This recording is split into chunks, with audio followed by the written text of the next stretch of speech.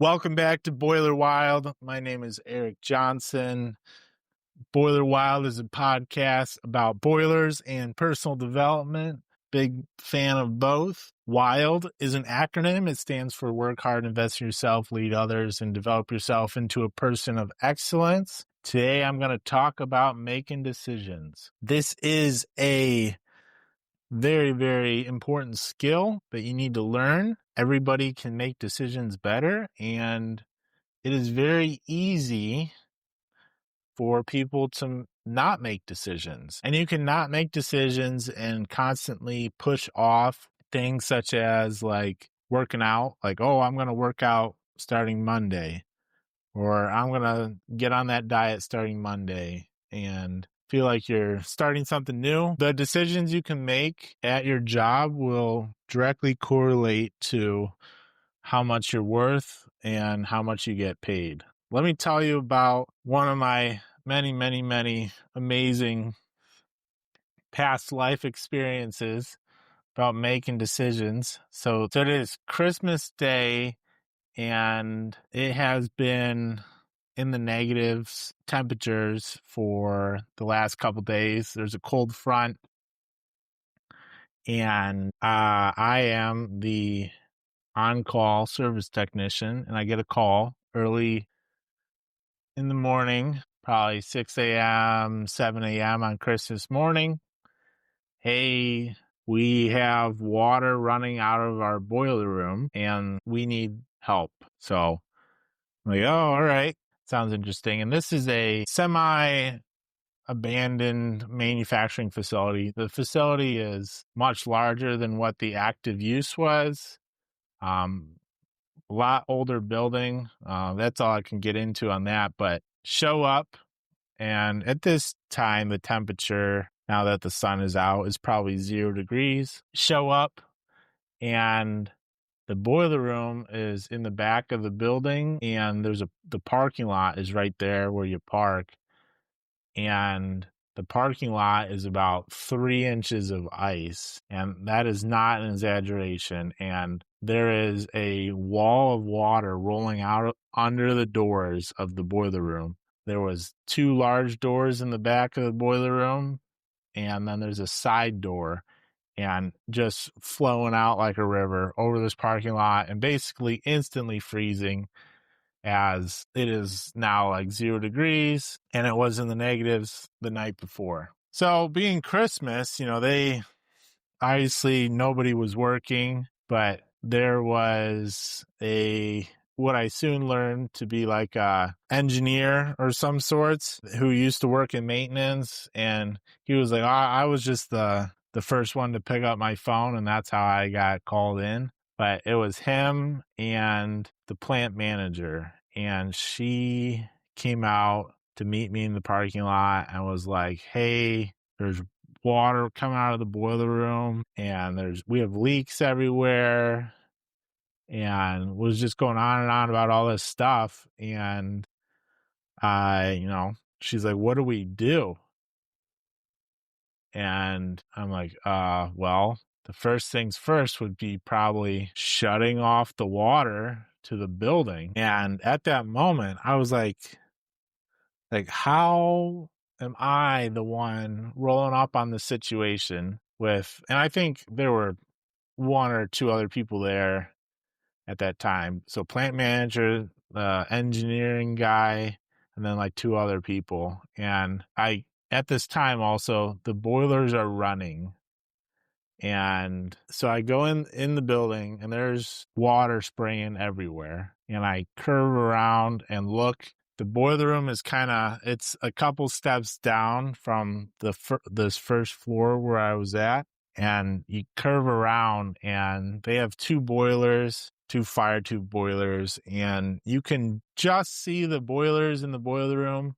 You can hear the boilers. Both of them are operating at high fire, but the whole room is full of steam, and the whole floor is water. So, at this point, you have to make sure that you don't have electricity in the water. So I, look around and make sure that the water was only about 2 inches, 3 inches in the boiler room.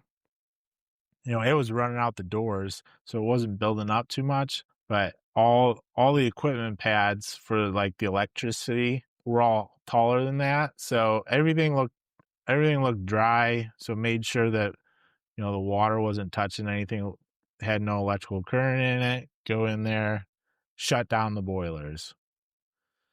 So I'm like, yeah, those running, that's not a good thing, especially just two boilers running wide open and then the whole room's full of steam. So get out of there. Boilers are shut down. So it's like, all right, there's still water flowing everywhere. There's water coming out of like 8 to 10 pipes in the boiler room. There's water coming out of pipes in the manufacturing facility. And then I go back to, all right, where's the main water shut off for the building? And they're like, oh, plant manager goes, oh, yeah, we should shut off the water. And then, so we turn off the water, so now the leaks stop essentially. So I start wrapping my head around the situation. And it was just the classic case of they didn't prepare to have cold weather, especially negative temperatures, and the boiler room had windows that were open and like louvers that were open that were for cooling and exhaust fans that were running and then intake fans that were running. And essentially, what you would assume is just a terrible situation for a boiler room, because the second that you have water in pipes and then you have intake fans blowing in negative negative temperature air into the boiler room, you're probably going to have an issue. And this boiler room had a ceiling height of 40 feet or something, like huge boiler room. And then the plant had a ceiling height of 80 feet or whatever. Huge plant as well. So there's no there's no like heat storage in this plant. If it gets cold, it's getting cold. So once the boilers had enough leaks where they couldn't keep steam pressure, and this whole plant was steam heat, so they went down on like water, but then they came back. They were running when the boilers were running. They were running into both boilers. Obviously, couldn't keep up because there were steam lines that were broken open, and it's hard to fill a balloon when there's tons of holes in it. So get the situation under control, get the boiler room, get the water out of the boiler room, open up the doors, and at this point the water to the building is shut off, and I'm just kind of processing like, all right, what's happening? But like everybody at this time is just kind of like looking at me. And like I was, kind of familiar with this building. Like I had been there before, but I'm not the plant manager. I don't work here every day. And plant managers look at me for like, well, how do we fix this? How do we get heat back on to the building? How do we fix all these water leaks? How do we get, make sure that we have steam heat so that we're not freezing our like process and all this stuff. And I thought about this a lot since then, and that was the first time I was like, are we really relying on an outside contractor to have the procedures and to have the decision making skills to repair all of the boo-boos in your facility and to tell you how to come back from essentially a critical situation? Like, do we not have procedures and decision-making ability to understand that if we have water rolling out of the boiler room and out of the back loading docks of the plant, that we should probably shut off the main water to the plant at like, whatever the, 6-inch valve, whatever the incoming main is inside the building?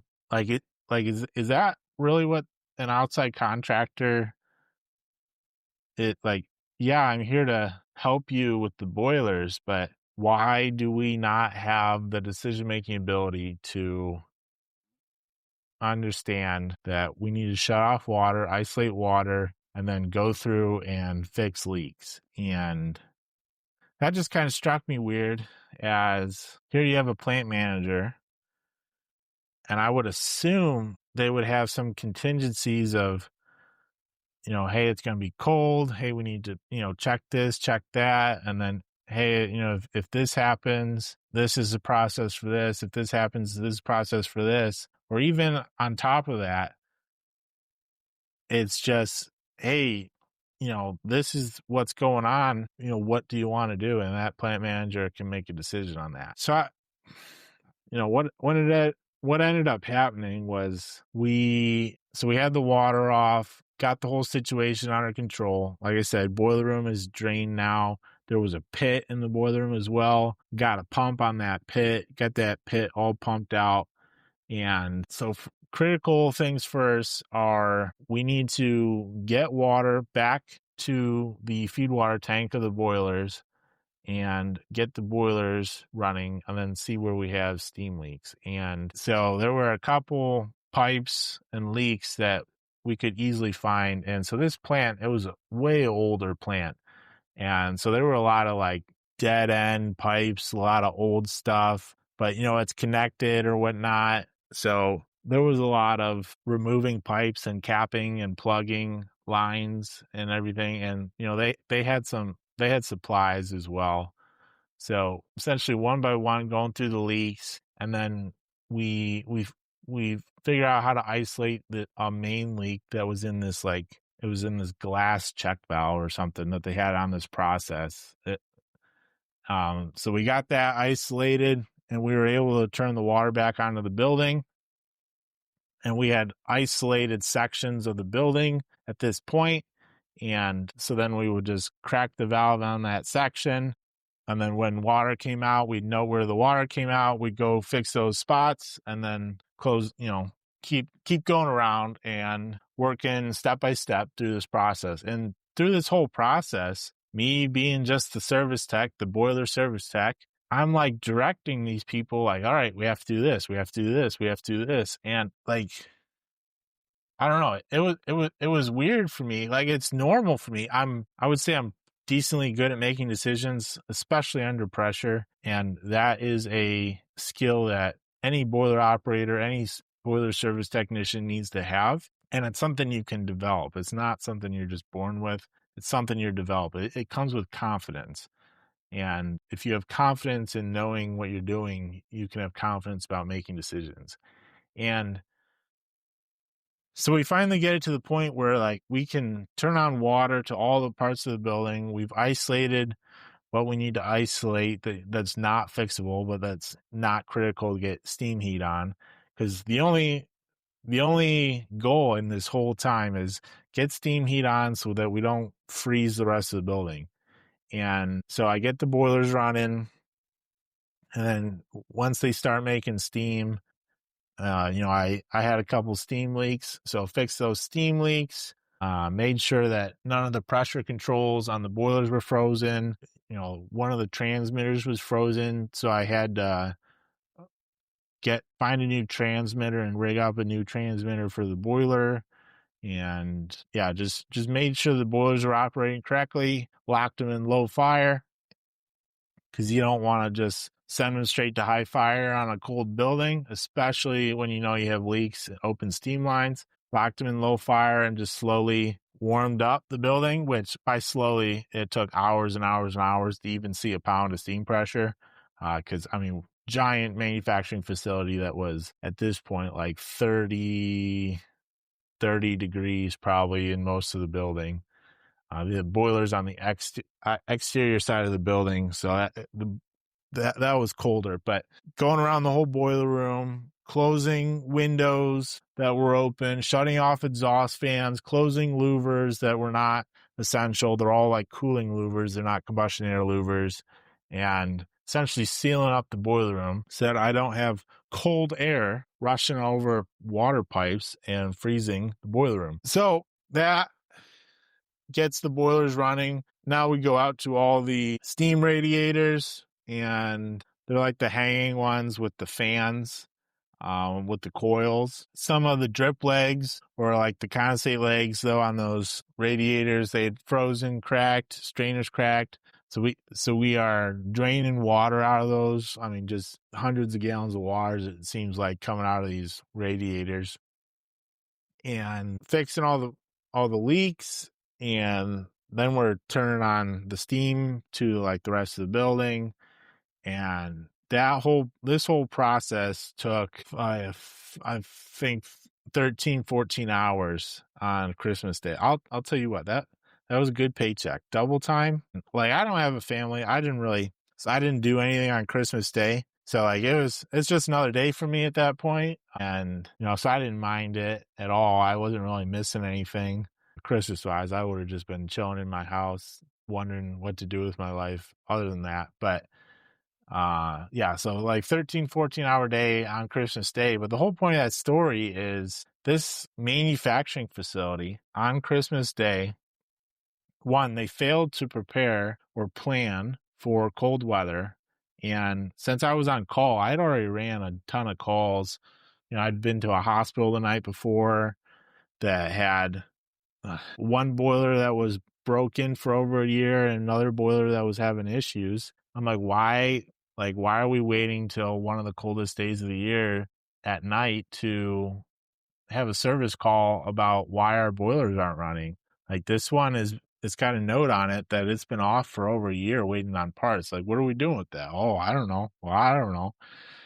And yeah, just lots of calls like that. But going back to this manufacturing facility that froze, the plant manager had no idea what to do. She couldn't seem to make a decision in that chaos of there's a sheet of ice in the parking lot, water's rolling out of the back of the building. And to me, like, the most logical step is we have to get that water stopped and then go from there. And I guess it's not easy for everybody to make that decision because she didn't make that decision. They had been there for 30 to 40 minutes at that point and had not shut off the water by the time I had gotten there. So, I don't know.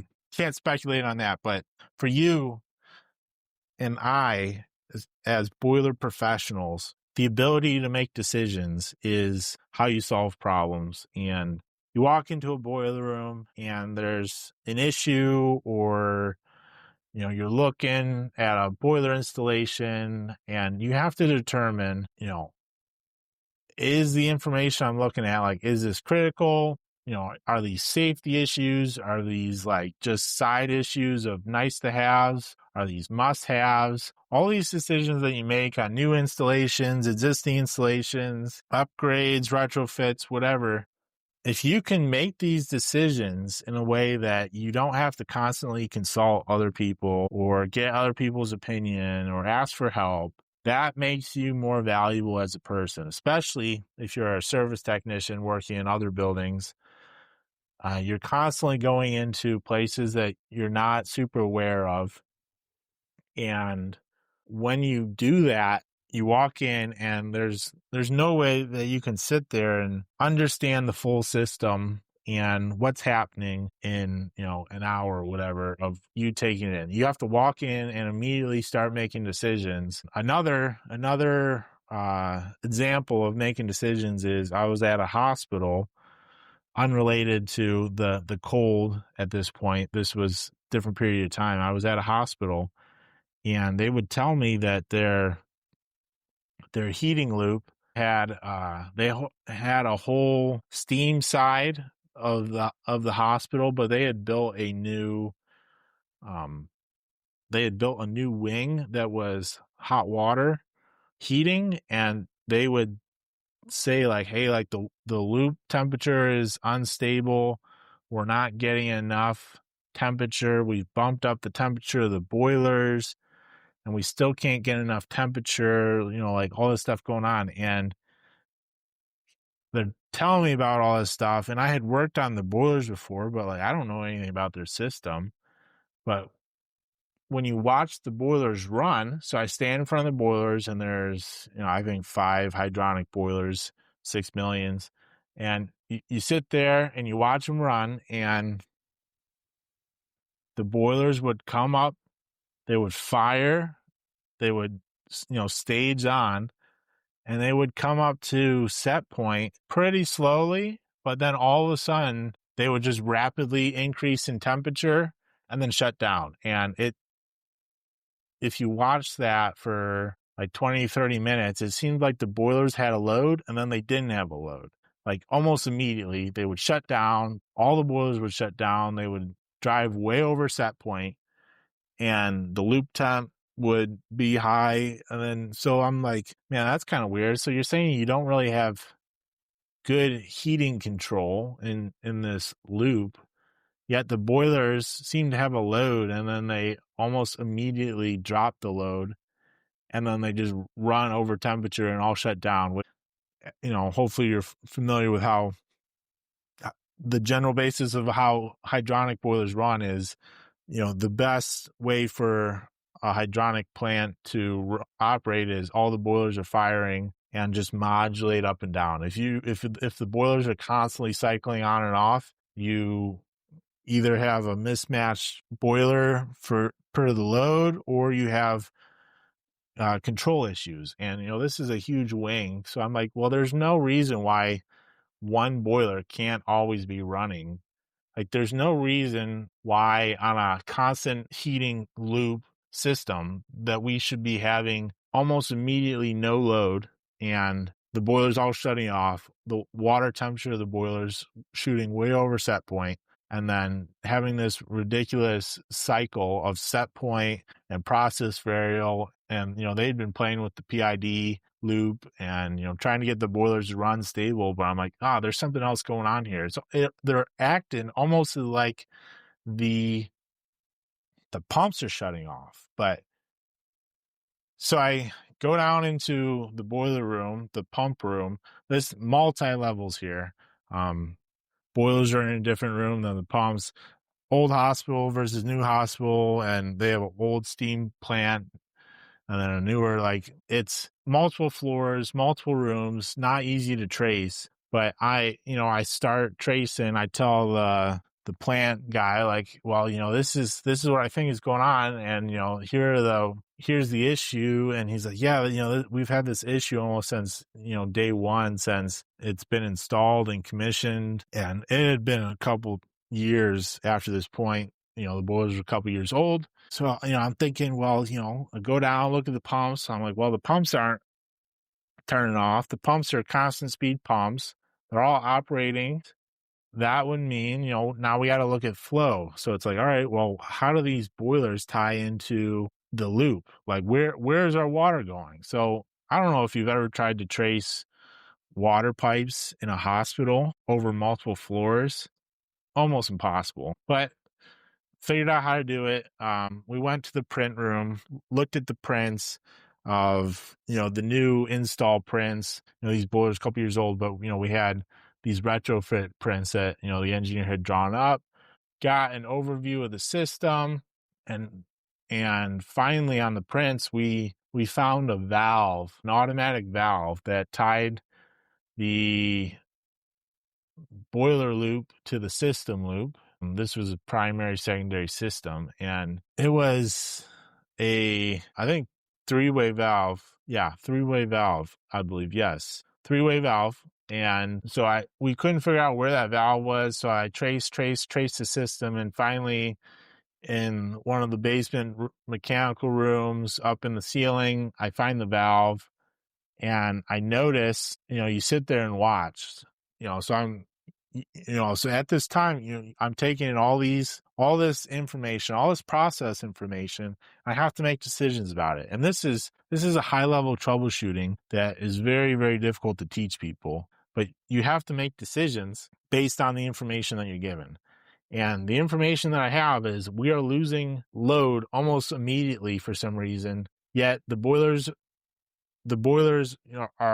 should be sized correctly for the load. So it's not like we don't have a load, and the pumps are always running, so we're losing water flow. And I'm looking at this valve, and I'm sitting there, and this three-way valve would just shut off the building loop. And so essentially the boiler loop would become short-circuited, and that's what was happening. Was the building management system was saying, hey, we don't really need any more water temperature. And then they were shutting the third leg, the leg off this three-way valve that goes to the building.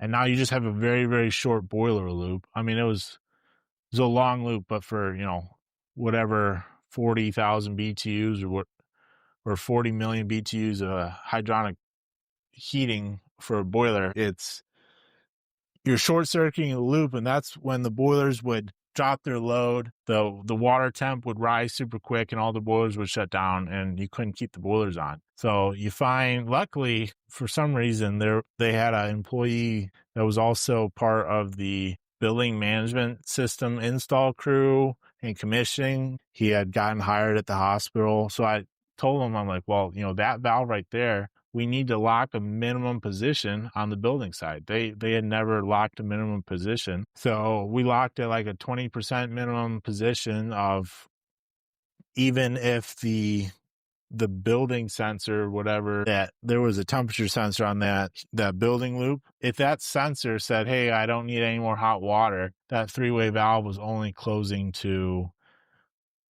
20% position. It wasn't closing all the way and then short circuiting the boiler loop. And that fixed that issue. The boilers calmed down. They would all start running and modulate back to low fire. And the loop heating, the temperature of the loop stabilized. Our set point, our process value versus set point curves, they both matched up and stabilized. Our PID, we were able to stabilize all parameters of the heating loop, and now the boilers ran great, better than ever. And that was all because this three-way valve wasn't commissioned correctly and would close off the building loop. And when it was doing that as well, is the building loop temp sensor would say, hey, I've reached set point, I don't need any more hot water. But then when you close that off, it would cool super quick, and then it'd say, hey, I need tons of hot water, and then that three-way valve would cycle way open and go like to 100% or whatever, and then the boilers would lag, that, and then go over, they would, start the whole firing rate of trying to catch up. We're way behind set point, and then they would lose load because the three-way valve would shut all the way, and repeat the whole process that I've said before. But the only way I was successful in solving that problem is I understood how to take in information and how to make decisions. And I think I don't know what it is about people. Like, some people are just better at making decisions than others, and like I wouldn't say I'm exceptional, like that I have any special talents, but I can make decisions under pressure, or like, you give me inputs and, hey, here are the facts. What's the decision? And making a decision is pretty easy, especially, when you're fixing boilers. It's not like I'm the CEO of some billion-dollar company and they're like, hey, should we shut down this division or this division? We're losing $500 million a year. Like, that's, decisions that I don't know how to make. But for a boiler service professional or an operator, plant operator, hey, our boilers go down on low water. Like, what is the next thing I have to do? What is the decisions I have to do? If your boilers go down on low water and you have to call somebody and say, hey, the boilers went down on low water, what should I do?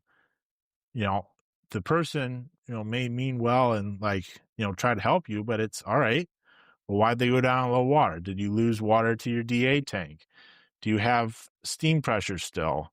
Like, are all the boilers down on low water? Like, if all the boilers go down on low water, you probably have a common water issue. If only one boiler goes down on low water, you probably have a boiler issue. And you have the ability to take in those inputs and then make decisions on it. And for a boiler professional, your manager, your supervisor, they may manage you, supervise you. You may have like a service manager or a building manager, whatever.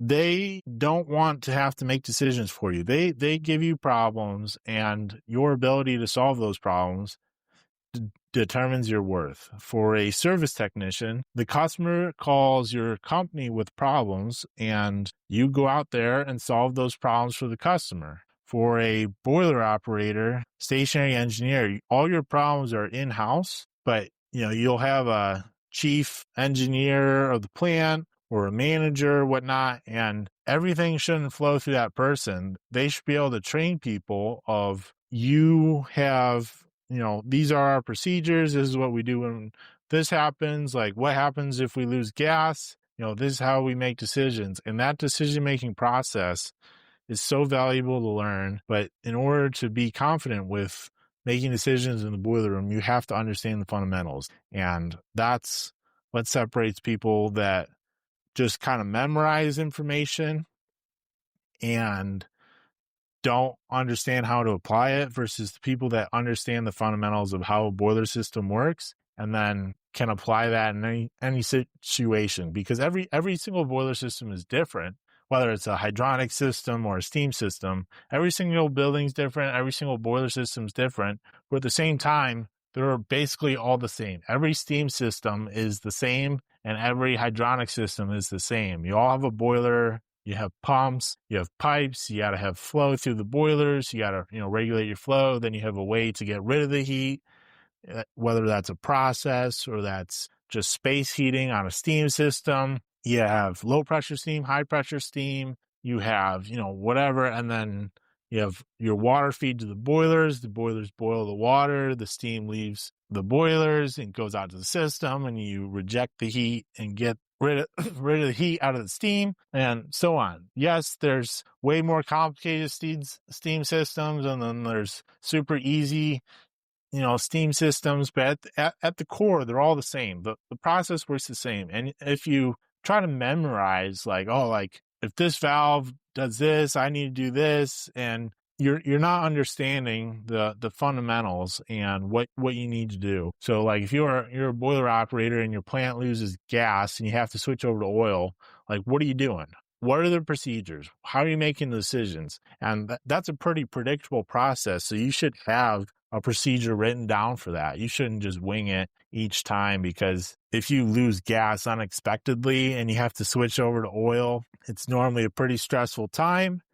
And you don't want to make mistakes, and having a procedure to follow and guide you is always valuable. Pilots use procedures, even though they take off and land all the time. They still use procedures. They have procedures, engine goes out. They may know what to do, like they're trained on what to do, but they start reading through the procedure, because reading through a procedure is way easier than a pilot going, hey, all right, engine out. So what do I do? And then that's how you make mistakes. But your ability to make decisions determines your worth. If you have to constantly call people, if you constantly have callbacks as a service technician, or you have to get somebody else on site, or your manager has to help you, and you don't have the ability to make decisions and solve problems, you don't have a ton of worth, no matter what you know. You can know a ton of facts, but if you can't apply those facts and understand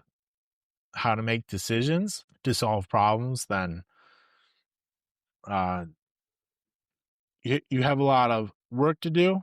Now, how do you get better at making decisions? I don't know. I'm trying to figure that out. In the boiler room, it becomes you have to have confidence of that the fundamentals. You will, when I was starting out, I didn't understand how boiler systems worked, and I would, get information here or there. But once I finally understood how everything worked, you kind of see the Matrix. Like Neo in the Matrix, he didn't understand how the Matrix works, but then all of a sudden, at the end, he understood it, and now, he can dodge bullets because he sees how the Matrix works.